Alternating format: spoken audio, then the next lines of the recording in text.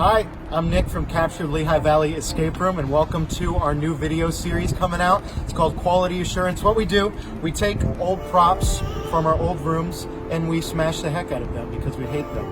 So this was a control panel that we used from the beginning. We used it 2 years ago and we just stopped using it last year. We replaced it with an automatic thing so we don't have to switch anything or press any buttons.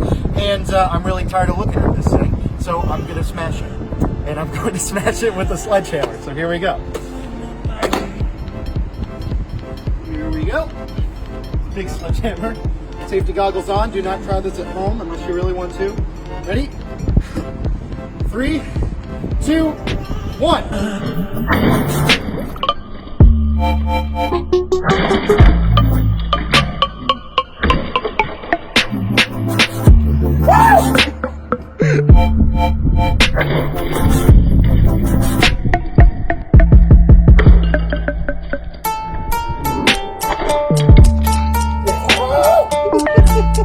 We destroyed it!